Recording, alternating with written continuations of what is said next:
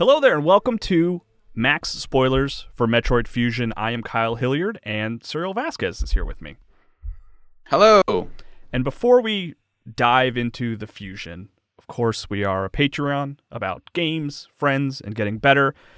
If you support us on Patreon, you can have access to podcast versions of discussions like this. You can get access to the MinnMax show, our podcast, a day early, which is a nice bonus. And there's a bunch of other stuff on there that you can really dig into. So check out our Patreon. And with that said, Cyril, let's talk about Metroid Fusion. Yeah, do you want to maybe quickly dive into why we're suddenly doing this for what I think is a 20-year-old game at this point? Absolutely. Metroid Fusion is a Game Boy Advance game that came out a long time ago. And they announced recently Metroid Dread, which is a sequel to Metroid Fusion. Like, not like a spiritual successor, not like, later on the Metroid timeline. Like this, Metroid Fusion opens with Metroid 4, and they introduce Metroid Dread by calling it Metroid 5. So, like, if you want to play a game ahead of Metroid Dread, Metroid Fusion is the main one to do. You're welcome to play all the other Metroids. They're very good games. Yeah. Yeah, Samus Returns might be the other one. I think if you want to get a feel for what this new one will be like, but story-wise, it's definitely Metroid Fusion because this follows directly after that. And it's funny because I actually broke out my 3DS, which I was an ambassador program person, so I was lucky enough to have, a bunch of Game Boy Advance games on my 3DS. And I broke it out to play WarioWare, and then I was kind of looking at what I had, and I was like, oh, Metroid Fusion. I haven't played that in a while. I think the last time I played it was not too much longer after it originally came out. And I was like, you know what? I'm in a Metroid mood. I'm going to pick it up and play it. And it's not that long. It's like 4 or 5 hours. So it's like, it was great. It was totally worth my time to revisit it. I don't know what your sort of, relationship with suddenly having the need to replay Fusion was. No, yeah, I think I only first played it when the ambassador stuff happened, but I wasn't able to do that this time because the 3DS that I had I couldn't find it. So I think I saw you had beaten it, and I thought, oh, that's a pretty short game. And it turns out that clock is pretty somewhat inaccurate because it doesn't count deaths, it doesn't count time spent on the map. And there's a couple of other things it doesn't count like room transitions. So I think I ended up spending around 7 hours with it, but my time I think was around 4.5 hours. Okay. So it is still like, it is your like kind of more natural clear time. But I went back to it to play it on the Wii U, where it's $8. Like it's one thing we should quickly touch on is that Metroid Fusion, Metroid, Super Metroid, and Metroid Zero Mission are all on that console for like really cheap. It's surprising how much Nintendo will give players when they're kind of in a disadvantageous position like they were during the Wii U's life cycle. But yeah, I went back for the same reason you did, is to kind of catch up on for Metroid Dread, and because like, I'm just kind of feeling like something quick, kind of knock something out really quick, which is kind of what Metroid Fusion is really good at, is making you feel like you are making progress really steadily and really quickly. And yeah, you're never at a loss for where to go ever, because you can just always go to the navigation room and it'll be like, you idiot, just go here. And you know what? Yeah, towards the end, I had a couple places where I wasn't like, I knew where I was supposed to go, but I didn't know how to get there. But that's about as far as that kind of stuff goes. It's not like a big like Byzantine thing where you're like, oh, I don't like. Okay, I've cleared out all my dead ends and I don't know what to do. It's a little bit more puzzly than like exploration based. Yeah, and I a question that I think is worth discussing up front is like your percentage finish rate. Like I beat it once, and I had like 50% completion, and then I went back and found all my loose ends, and I beat it at about 70% again. Mm-hmm. And I'm now at that point where if I want to complete everything, it would be a matter of just like really thoroughly exploring everything, or pulling up the areas online and just trying to like cross check. It's like, well, I don't have that box there, and that's the point for me where it's like, I don't know if that's super fun. I don't know if I really want to do that. So I did not get the 100% completion. I don't know where you're at. No, yeah, I think I only got around 50 something percent of the items as well. But I feel like more so than other games like this, it didn't feel super necessary, and the game definitely pushes you along with like a momentum that almost makes you not want to do that as much, because like a lot of the like the energy tanks specifically that you find are pretty much right in front of you as you're on the main path. So by the time I beat it, I didn't feel like oh, I'm gonna need all this other stuff to stock up on the boss or whatever. And they do a lot of things like give you a really strong sense of urgency to make you not necessarily want to explore as much, which I don't necessarily think is a bad thing. Yeah, and excuse me. It also does this thing where it's like it actually kind of forces you to beat the game before you can go back and try to get 100% if you want. Because like there's ultimately there is not a point of no return, right? Like you can always go back. Like even if you beat the game, it doesn't like overwrite your save or anything like that. It doesn't like just drop you off at credits and you're done.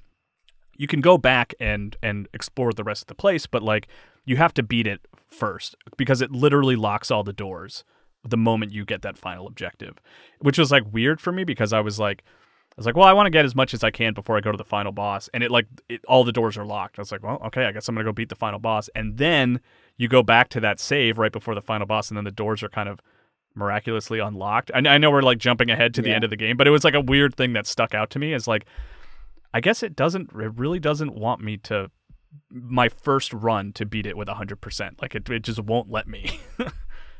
Yeah, it feels surprisingly guided for a genre that is usually about exploration, which is kind of interesting. But yeah, I ended up really enjoying this again, even the second time through. I think this game is really, really well made, but I totally see why a lot of people they don't really talk about Fusion much. I think it's either Super Metroid or Metroid Prime are the two like Metroid games that people tend to talk about a lot.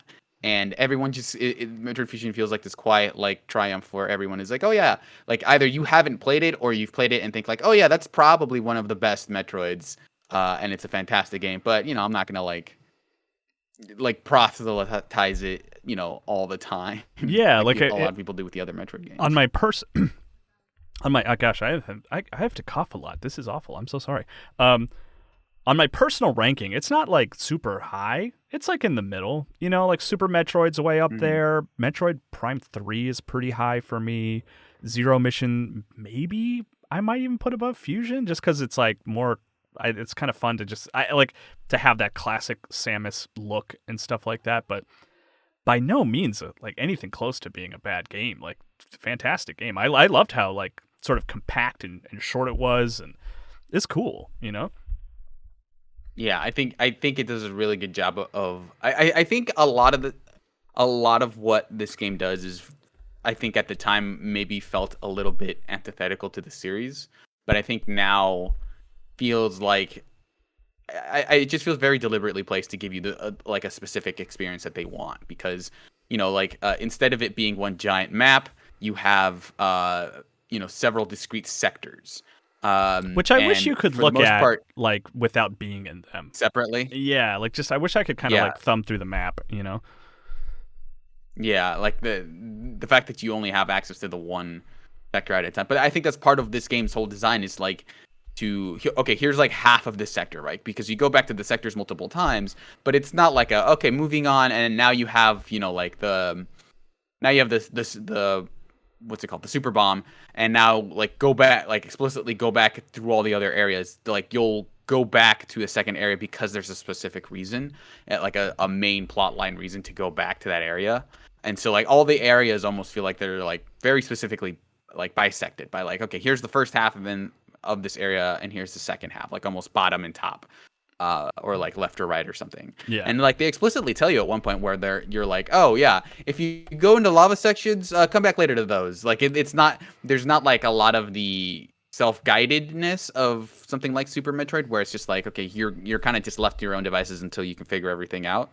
But there is something really cool about just constantly following, constantly knowing where to go and just kind of exploring that world in a more guided way, which I think probably upset some Metroid fans, when they first got a hold of it, and they were like, oh, this is just telling me where to go. There's way too much story, even though it's like pretty minimal in that by by today's standards.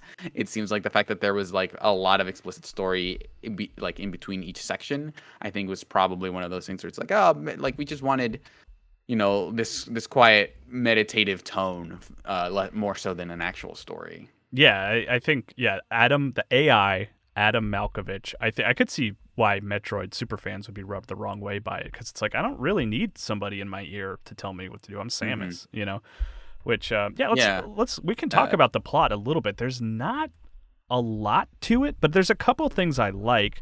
I like how it opens. Yeah. With like it is one of the most dire openings to a game, in that how messed up you start up as Samus, like how much they tell you about like Samus almost died here, and like we're gonna get somewhat explicit about how messed up her situation is. It's a stark reminder of like, oh yeah, Metroid like is a really weird entry in the Nintendo canon. Like I understand why Nintendo sometimes like, or maybe I'm making assumptions here, but why Miyamoto probably isn't its biggest champion is kind of been the long rumor, is that it's like, the opening of the game is like, oh, we have to like surgically remove your suit. And it's kind of like this. It's weird, man. Like this is like I'm not used to Nintendo games don't open with the protagonist having to go into surgery. You know what I mean? Yeah, it feels like very adult compared to a lot of the Nintendo premises. Yeah, do you want to just go like give a quick recap or? Let's do it again. How the game starts. You're actually already closer to it than I am. Like in terms of like the beat by beat stuff. Like the opening surgery is weird, and it's like they find I don't know, like a bacteria, I guess, that can like clone people.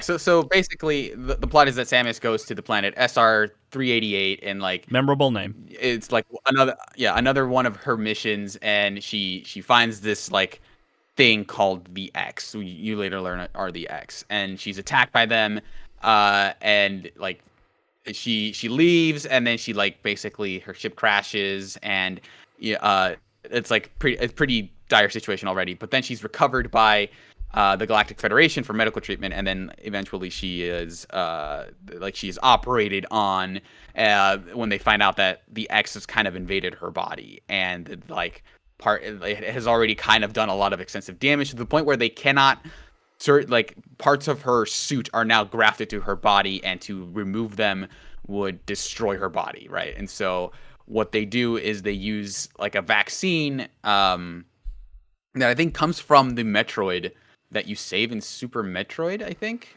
Or just a Metroid, or like in general. An earlier Metroid, right? Yeah. Right.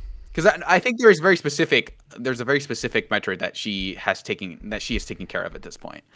So they use that Metroid to create a vaccine, and that helps her. But it also they're explicit about like, well, it also just gives you a weakness to cold. By the way, so be aware of that. And so then when she returns to she goes to the space station, and then she discovers that the X is a mimic effectively, and she has mimicked Samus and her suit, right? So she's and her abilities, effectively her become this juggernaut.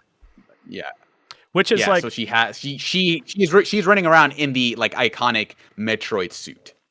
The clone, right? Yeah. Samus has like her new partially grafted version, and it's this thing that's like I really ultimately did not remember a lot about the game, which was nice because it really kind of felt like a new game for me. And one thing that pretty quickly stuck out to me was like, okay, I remember this clone thing, and it's like, oh yeah, it ostensibly chases you through the course of the game. Yeah. And it's like, it's funny to hear them talk about Dread now, where it's like, oh, we needed the technology to have like this scary enemy chase you. And and now having just finished Fusion again, I'm like, that's in there, on a Game Boy Advance. Yeah. Like it's much more on rails when it happens, but it's not so far removed from what the ME appears to be. We haven't played Dread yet, obviously, but yeah, there's definitely like the push to make it a little bit more systemic in Dread, it looks like. Yeah. And here it's mostly the set pieces. You can die if the SAX sees you, but they're definitely doing it more for a narrative reason than for like a gameplay system. But there is a lot of like, for a series that I think a lot of people would say is inspired by Alien, and pretty explicitly so, this one feels more Alien-like than the other Metroids I've played, in that there is this overwhelming threat that you can't do anything about. We'll get into some of the story reasons, for why you're not necessarily powered up enough to kill her at first. And there is a weird kind of like, I don't want to call it a jump scare, but like the first time you see the SAX walking around, they do like this close up where the camera zooms in like on a 2D plane, zooms in a little bit, and then it cuts to this image of like the clone Samus's head in the visor, and it's like this, it's like a pair of eyes with no pupils, and like just this really scary face, and it cuts to it for a second, and they're very much trying to instill you with terror. Not for any, or dread. I mean, that's just a word that popped in my head. Yeah, for dread. Yeah, where they're trying to scare you into being afraid. And I think that I almost think they're doing that, like, because it's an interesting hook, but also because they're trying to get you to think more urgently than you would in something like Super Metroid, where it's just like, okay, figure out where you're supposed to go, and it's kind of slow. You're kind of figuring out where to go. You're backtracking back and forth. But here, because there is this threat of the SAX, they're basically telling you, just keep going forward. You know where to go. You have to do this before this thing kills you. So just go. And I think that is the impetus that drives this game, is like, just keep going forward. Don't worry about exploring too much. There's going to be some secrets along the way, and you can slow down a little bit. But in an overall sense, you're kind of just making your way through these environments one by one in a pretty linear fashion, because like you don't have time to explore, right? Like to really explore, because this thing is chasing you. Yeah. And then so that's like the main plot driver, right? And then you have, it's an AI, right? It's not a human person. It's an AI to kind of help you on this mission, whose name is Adam Malkovich, which is, your commanding officer, like when Samus was in the military, which you got to wonder about the timeline of these things, because like this was before Other M. Pretty like years and years before Other M, to the point of like, I wonder, it's like, were they kind of planning to have him in Other M, like, because he's a big character in Other M, Adam Malkovich. Like, you get to see the backstory between Samus and Adam Malkovich in Other M, that like they sort of had a seed planted here, which was like, it was weird to like see that character preempted like so many years before Other M, and then it's kind of like it's just odd. It's interesting because I think Yoshio Sakamoto directed both games. He directed Metroid Fusion, and he directed Other M. So there's definitely this, like, who knows if he concepted the entire arc of the Adam character back then, but it is definitely very deliberate for him to have introduced Adam here, and then maybe he retconned it. But it is like, so much of his character from Other M is established here as like this very stern captain that is like always telling Samus what to do. He's like, they're making a note of it, like it's kind of, he's quietly misogynistic, whether it's ironic or not. It's like, oh, he calls her lady. He always called me lady. Yeah. And like the way that Samus talks about him, it's always like, oh, he was like, he was pretty cool. We had this relationship, but it's like, from the outside, it always felt like, okay, he's kind of being a weird dick to you. But it is interesting how much of that stuff ends up happening and like being more explicitly explored in Other M. So it does feel like this franchise does have the guiding hand of Sakamoto, even 20 years ago, even though he's just a producer on Dread. I mean, I imagine he has a lot of say in what the story of Dread will be. Yeah, I mean, he's Mr. Metroid. He's like, right, he's Aonuma to Zelda, right, with that analogy. But and then, I mean, there aren't a lot of huge big story moments after that big setup, unless I'm like, please help me, Serial, if I'm forgetting something. But I did like, there are moments where you kind of get some insight that they're holding you back intentionally over the course of the game, right? Like, yes, they're sort of slowly giving you the tools you need to succeed, but they're like holding some back. And I did really like the dialogue moments where Adam was kind of like, oh, you found that item? Okay, cool. I didn't think you were going to find that yet, but please continue on with your new weapon upgrade. Like, I kind of liked that, can you trust the person in your ear kind of. It's not a lot, it's not overwhelming, but it's like it's enough to make it sort of interesting where you do sort of start to mistrust the people who are talking to you, and it does kind of feel lonely, which is like what Metroid has always been really good at, is like making kind of a lonely experience, Yeah, which is like a different type of isolation of not having any human contact versus like the more cynical, like I don't trust people around me. One of them is literally a copy of myself that that is villainous, but then the Adam AI is very slowly revealing itself to be not my friend either. So it's like you're just kind of standoffish with everyone, which is a different kind of like loneliness when you don't feel like you have any friends. Yeah. But yeah, they very slowly unfurl it because a lot of the plot is just like, okay, this reactor's kind of malfunctioning. You need to go and like disinfect these fans, or like here's this other part of the station that's busted. The Metroid has escaped this area. And you need to go chase it down. Like we need to stop it from reproducing. Oh no, it's entered that area now. It's reproducing. Things like a lot of it is very functional, and it's not really until the end that you realize that Adam, like that we have an alien situation on our hands where the Federation doesn't want the SAX destroyed. It doesn't want the space station contained. It wants to send a team in to grab the SAX and kind of exploit it, right? Like the same way that Weyland-Yutani wants to take advantage of the aliens and reproduce them and stuff. And at that point, like that's when I think at one point Adam explicitly tells you, like you weren't supposed to find that weapon like that, because I think they don't want you to defeat the SAX, right? Like Adam wants you to be powerful enough to kind of solve all of the problems that the station has. But it doesn't actually want you to destroy the SAX, right? Also, there's which is again like the most alien thing they've done. Yeah, absolutely. Yeah, and there's a couple other moments that I liked where there's one where I think it's like where you're trying to turn on a fan or something, like you said, and you enter this room and there's a scientist in there, and it's like you're under the assumption that no one living was on the station. And but then when you get close to the scientist, it turns into like an enemy that you have to defeat, which is another one of those moments of like, oh, well, yep, I'm truly alone here. And then the other one kind of under that umbrella is like, there's a point where Adam is like, we're seeing some life signals up in the upper area of the station. So there must be some people that survived. Why don't you go check that out? And when you get there, it's the animals.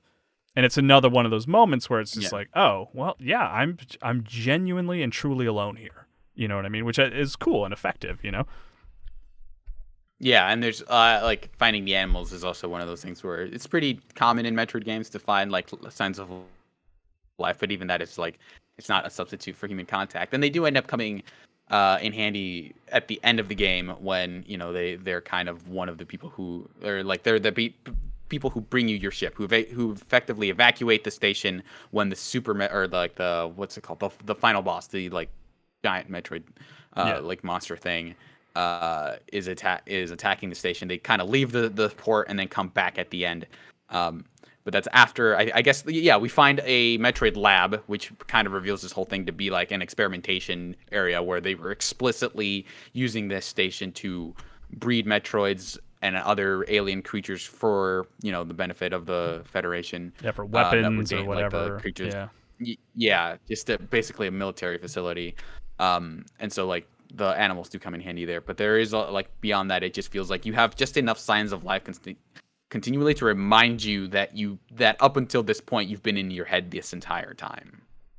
Yeah, and that is a cool moment where I think that's the moment where you get the weapon you weren't supposed to get.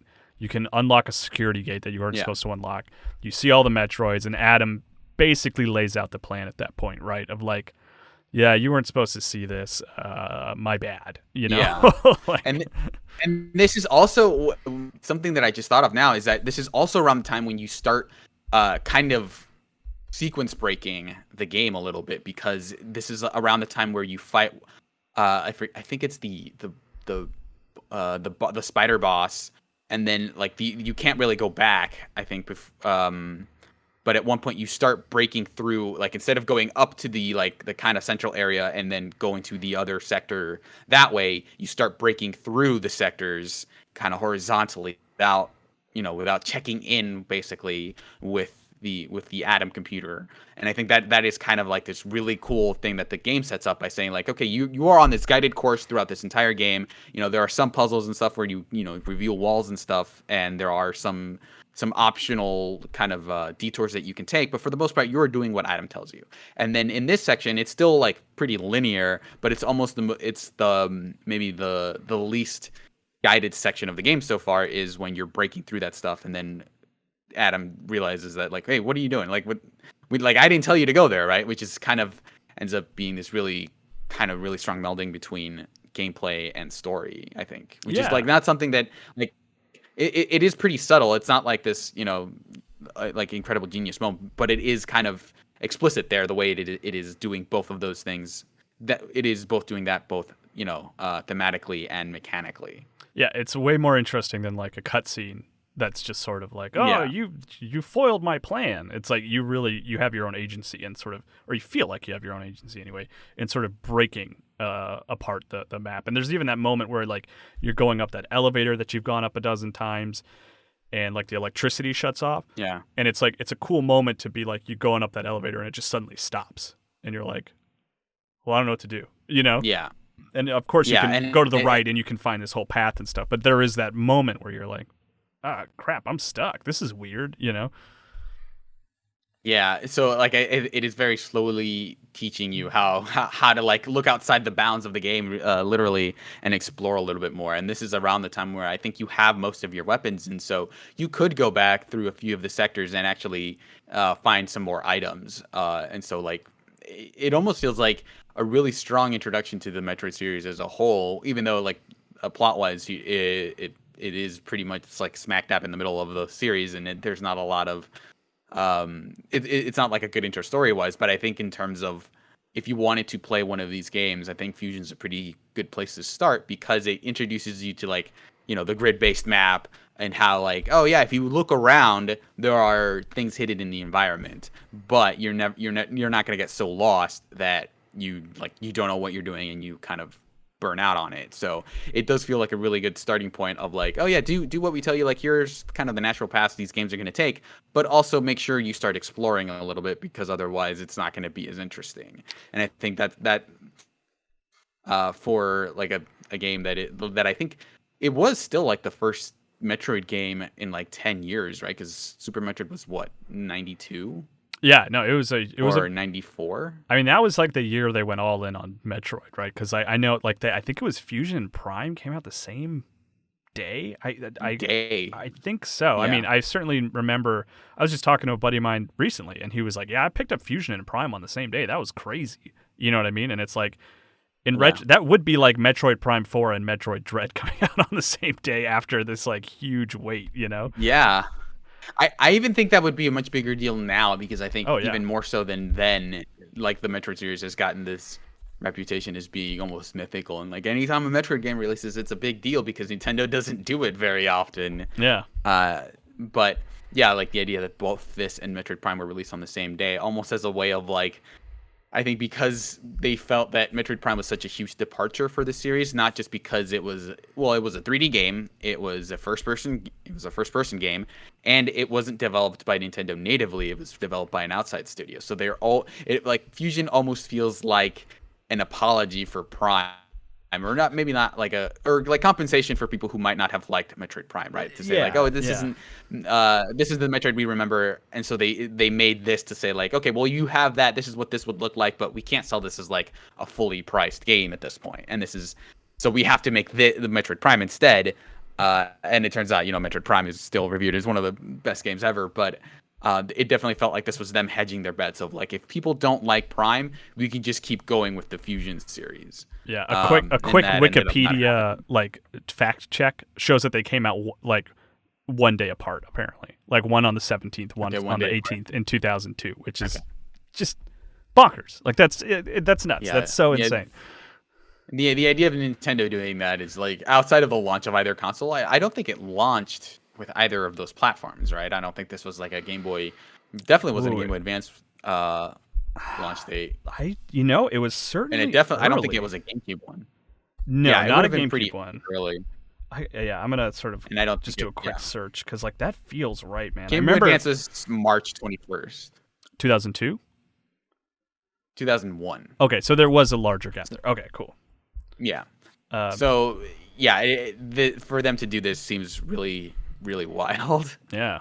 Yeah, I remember. I do remember though. Yeah, like and both of those games came out really well. Yeah, I do remember actually like it being one of my early Game Boy Advance experiences. Not one that I had at home and played, but like one of the first times I had my hand on a Game Boy Advance was like at a store where they had Metroid in there. Mm-hmm. You know what I mean? So I wanted to talk about a few of the bosses. This kind of cemented in a sort of a controversial opinion that I have about Metroid, in that like the bosses I don't love. Like I think they're kind of a weak element of the game. It's rare that I find a really good strategy, and it's mostly dependent on me just showering them with all the missiles I have, you know? And that like wasn't too different here. There weren't a lot of bosses where I found a really like a strategy that I felt excited about. But I wanted to talk about, I think his name is Nightmare, which is the big computer head boss, which is visually very cool and distinct and doesn't really feel like it belongs in a Metroid game. It's kind of this big robotic face with robot arms. And then like as you do more damage to it, it starts like leaking green goop out of its like mouth and eyes. It's horrifying. Yeah, so I mean it starts off with a mask, right? And it's using this like anti-gravity thing to make your missiles useless, and the thing you have to do is you have to use the piercing beam that you now have you have to use the charge shot version of that to basically get through the gravity stuff. And then it's wearing a mask at first, and then it peels off as soon as you destroy the thing, and it's like this really ugly like bulbous thing that is like kind of bulging out of its like metallic frame, which is it's a really cool design. But yeah, like most of the bosses in this game, it feels like they have to be there, right, to kind of make you afraid. But a lot of them I don't know like that I found them really satisfying to fight. And this is also like I think Fusion, more than other Metroid games, is really tough. Like those bosses are not easy. I think if you don't internalize the fact that you're supposed to turn into a ball against the spider boss, that like when it grabs you, that thing deals a ton of damage, and so you don't have a lot of leeway. So there's that one that I thought was pretty tough. Yeah, and spider, and then the nightmare boss. Yeah, I think that's the hardest boss that I can remember in Metroid. Is that is Nightmare? Which one? Nightmare, the computer face boss. Yeah, I struggled with that one. I was hitting my head against a brick wall for a while on that. I think the big issue is that like I don't know what like a clean fight against that thing looks like, because it has these two, like for one you have to get right in the middle of these two giant hands in order to destroy the gravity core. So you're almost definitely going to take damage there. And then the second phase relies on you kind of exploiting its AI by like making sure that like after it kind of reveals its face, it'll start kind of flying around the room, and you have to be in a position so that it stops kind of parallel to you, so that you can shoot it with missiles. And if you basically get it to stop and kind of start floating too low or too high where you can't get to it, you're basically screwed out of one of those cycles. Yeah. So it is kind of this weird, like not super fun fight. I think you make a great point where it's like, it's not like I finished that fight and was like, or like, let's say I had a bad run or something, and I was like, oh, well, you know what? If I had been there, I wouldn't have taken damage. Like, it feels like a fight that, at least for me, I'm sure speedrunners have it down pat, but like I feel like I couldn't figure out a way to get past that boss without taking a lot of damage. You know what I mean? Yeah. Yeah. So. I also the last two bosses being back to back is also pretty rough, because I think that like a lot of these bosses aren't like, I think if they were in other games, I don't think they would be so difficult. Like the SAX that you fight at the end right before the giant Metroid, I think is pretty tough, but I think it's only because like every time you fail, you are dealt so much damage, and like there are just, because that boss specifically you can jump into, and so there are parts where it's just like, oh, I tried to jump, and then I tried to jump again, and then like so we just bumped into each other twice, and it's not taking damage, but I basically just lost a fourth of my health, so I'm screwed. On even this though run. You're screw attacking your heart out, you know, it doesn't matter. Yeah, and so like you have to do that. You have to destroy the little like bulbous amoeba that comes out of all the bosses, which is like I think we haven't talked about is that like the SAX are infecting all of the creatures, and that's what makes up the bosses. Yeah, and I think there were like maybe one or two occasions where I beat the boss, and then I got killed by that thing, and I was like, All right, come Yeah. on. Which is such a deflating moment of like this is Yeah. supposed to be the denouement that kind of like leads to you getting a new power, and then I died once to the last boss by accident because I hadn't figured out like what the mechanics was, and the second time I fought him it was pretty simple, but like having to like the tension of having to kill the SAX, kill the amoeba, do the timed run section, which isn't very difficult, but it's still like I could screw this up. I did Not actually. having any I did save go points. when I was like where I was unclear that like once I beat it, I would be able to go back and get everything. You know, I did go off Yeah. and explore a little bit and found a bunch of dead ends, and then I like went and fought the boss and ran out of time. And you get like a little cutscene of like the ship exploding and stuff, and I was just like, oh, oops, I didn't, I didn't know I could do that. I had more trouble with the shorter escape sequence in the Metroid lab because I just could not get that like the series of jumps that you have to do to get through the Metroids. I just failed it at one point and totally bit it. But like doing all of that stuff in a row definitely is like a really tense series of moments that I think once you do it, it doesn't feel that bad. But like that initial boss is definitely really tough. But yeah, I think it speaks to. I don't know that I can speak to a ton of Metroid bosses that I think some of them are memorable. Obviously, everyone loves Ridley. Everybody's favorite. They look cool. Dragon or whatever. They always look cool, and I like Ridley's design in Fusion as well. It's like almost like a little more cartoony, but like still interesting, and I liked it. You know. Yeah. I do like that it is a thing where it's like, well, we have to contain Ridley, and so we freeze it, and then the SAX infects it. But yeah, like there is, like besides Ridley, I feel like you don't remember a ton of the Metroid bosses, but like that Nightmare one definitely stood out as like, yeah, I'm not sure I've seen something like this. This feels even weird for Metroid. But yeah, I think visually a lot of them are pretty cool.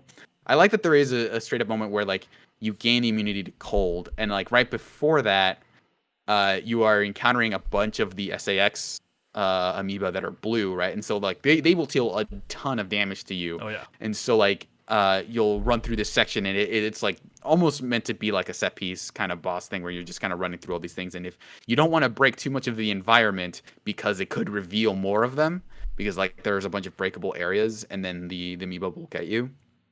And then you get the immunity to cold, and you just get to run back through in reverse order, and just like all those things heal you now. Yeah, that is super just fun. Like wrecking shop with those things, and so those are like that feels like something that would feel more appropriate to like a Metroid game, is to focus less on individual bosses and try to make these set piece moments. Yeah, and like feels that's switch. maybe what Dread is trying to do. Yeah, like that switch there that you're talking about, which I really like too, is like where this really huge threat becomes a huge benefit, like, all of a sudden. Like, yeah, I wonder if that's going to be what's going on with the Emmys. You know what I mean? Like, they're going to be this colossal threat in the beginning, but maybe by the end, you're all friends and you get along. Yeah. I think I think people would be disappointed if it didn't have any bosses beyond that, and I'm sure there will be. But my hope is that like those are the main bad guy in that game. Is that like you're like there are maybe like 2 or 3 more bosses, but like getting rid of those things is the crux of the game, which I think would be a pretty cool inversion on I think what Samus Returns did, which like had you fight the same boss in different rooms, like with something like 40, like a bunch of times, right? right? Yeah, which is like an interesting experiment in like how level design can affect the boss fight, right? Like just the size of the room and like how it's structured can totally change how you're facing these things. But that was definitely one of my problems with Returns, is that how every boss is literally the same, and that had to be a remake, right? Obviously, so they couldn't really change that part of it. But I'm hoping that they kind of learned from both that and I'm guessing a lot of those people on staff have played Fusion again, and kind of go for a little bit more set PC fights, because there were fights I think in Returns that weren't Metroids. Like I think there was like a giant robot or something that you fight at one point, and that boss was actually pretty interesting. Yeah.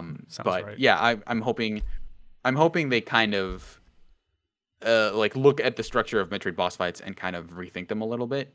But yeah, and I don't even know what I really want from them. Similar. I think I just. I don't know. Maybe something closer to like a Zelda boss or something. You know what I mean? Where it's like where it's just you have to use the environment, or like you have to use this new ability that you got in a very specific way. I don't know. I just, even Ridley, I felt like I was just sitting in the corner and just blasting with as many missiles as I could, and like that's how I defeated her. Ridley specifically was a boss where it's like, well, I have enough health that I think I can just brute force this boss by just firing bullets anytime it's just doing anything. Yeah. But I think with the dual analog stick shootings, they can maybe do bosses that are a little bit more interesting because you are a little bit more empowered to shoot in various directions.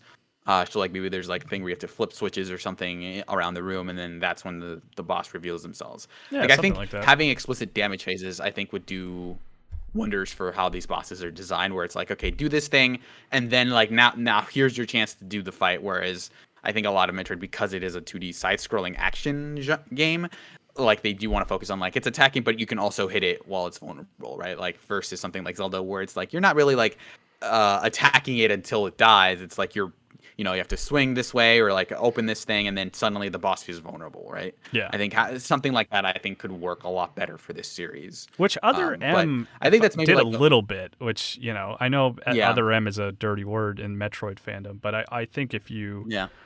I think there's actually a lot of cool stuff in Other M that gets forgotten because of the story. Yeah. Like I will totally like I completely think the story of Metroid Prime is both like poorly delivered and kind of really Other awful M. in a lot of Are you talking about Other M or a lot Prime? of important way. Yeah, Other M. Okay. Other M. Like I think the story of the game is kind of contemptible in a lot of ways, but I kind of thought the game under it, I thought it was actually kind of solid. Not my favorite Metroid, but I enjoyed my time with it. I just like I think the second people start pointing out those flaws, it's like, yeah, you're totally right. Like that all that stuff sucks. But yeah, like Fusion, I feel like is a really good template for them to be working off of now, because it feels like a combination of, it feels rife to iterate on this, like to introduce a ton of new ideas to Metroid, but also feels like a really strong template for like, here's what maybe a Metroid could look like now. Yeah. Which I think is a really strong point to build on. Looking at that more than even say Super Metroid, which is like, yeah, cool. Yeah, let's do that. Yeah, which is cool. Like I think obviously Super Metroid is regarded as one of the greatest games of all time, but like I feel like that game has been looked at as a blueprint for so many other games at this point that not looking at it, I think, is almost going to lead to a more novel game in Dread than like, okay, like obviously, like if you want that kind of like wordless exploration and isolation, like Hollow Knight is totally there to do exactly that in a lot of ways, Verge, right? And there are so many, there, and like every possible mechanic has been layered on top of that basic structure. That I feel like they would have to look at a different blueprint in order to stand out.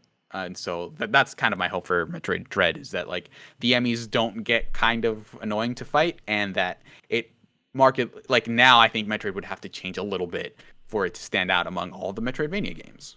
Yeah. I mean, one last boss thing I want to touch on very briefly is when you're fighting the X and you do enough damage and it morphs into like giant scary Samus monster thing. Yeah. That was pretty sweet. That's all I want to say. Yeah, I like that almost feels like the boss I spent the least amount of time on, because it's like it's one attack is to like jump in like an arc that doesn't look like it has that many frames of animation, where it's just like, I'm gonna be over here and then like watch me follow my arc over here, and it's like a boss phase that doesn't last super long. I think like 2 or 3 charge shots they basically destroys it.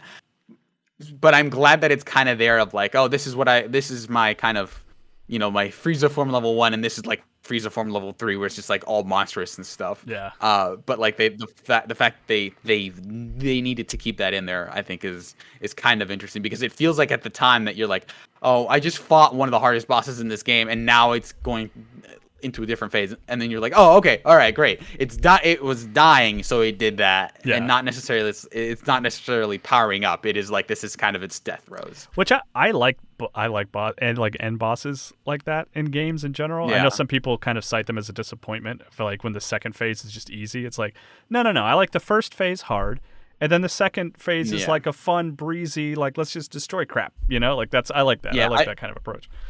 It kind of reminds me of like one of the weirdest boss fights in a game, which is Sigma at the end of Mega Man X6, where like the whole point of that game is that guy is dead and someone's trying to bring them back, but they don't really succeed. And so at the end, it's just like you're just fighting this like reanimated corpse, and it's kind of like, okay, this boss fight's actually pretty easy. Am I missing something? It's like, no, like the point of that fight is that that dude is not coming back. Oh man, I think spoilers 6. for MinnMax 6, by the way. Yeah, 6 I've only beaten once, so I don't even remember that, man. Wow.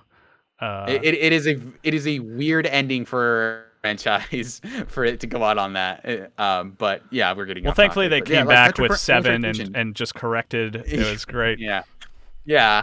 The joke here is that 7 is the the worst Prime in of the the Mega Man franchise.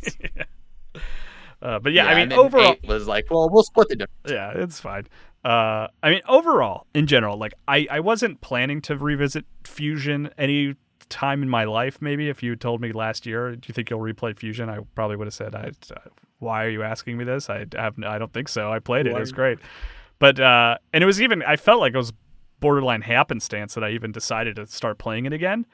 But I'm glad I did. It was really great, and like I said, I remembered so little that it felt like a new game, and I'm primed for dread. It's short enough where I didn't feel like I got my full Metroid meal. You know, I got like a really great appetizer that now I'm like really excited to play Dread.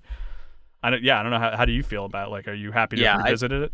I really like this game. I think it for its length, it feels like a very great abbreviated. I think if it were more exploratory, I think I probably would have liked it less for what I wanted it to be, which is just like, I just need a quick dose of Metroid. I don't want the full I don't want the full satisfaction of like I've explored 100% of this map. Like Fusion pointedly does not give you that stat because it doesn't really care.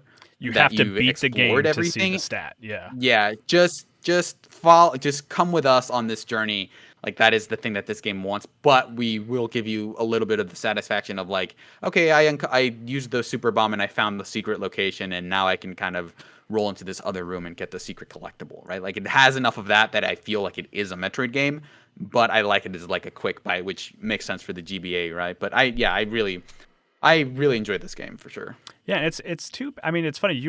We discussed doing this Max spoilers, and you sent me a link like a day or two later that the Wii U charts are blowing up with people buying Fusion and Zero Mission, which is like, I didn't even know that we still had access to those charts, which is very cool. But like, it also is just this like, you and I are not alone in suddenly wanting to revisit this game.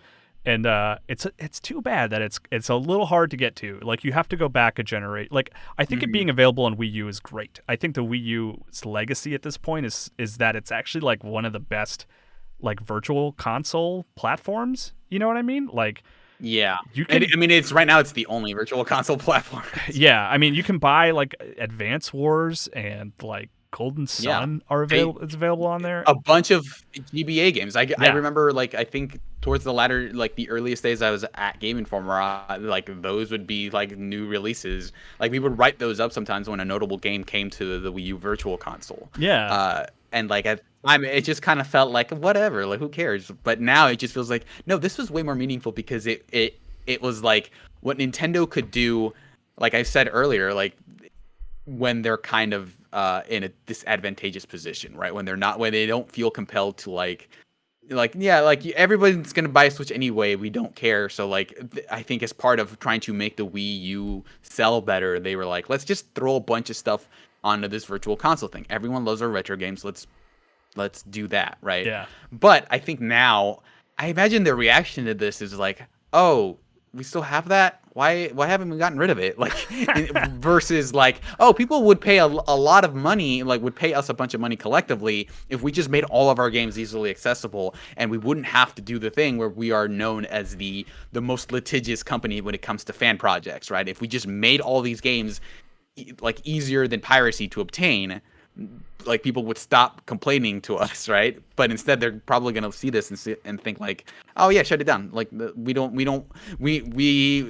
may at some point release Metroid Fusion as a $60 game down the road. So why would we have this version of it? Which is really frustrating. Yeah, but yeah, it's super frustrating. I hope they look at it. I would.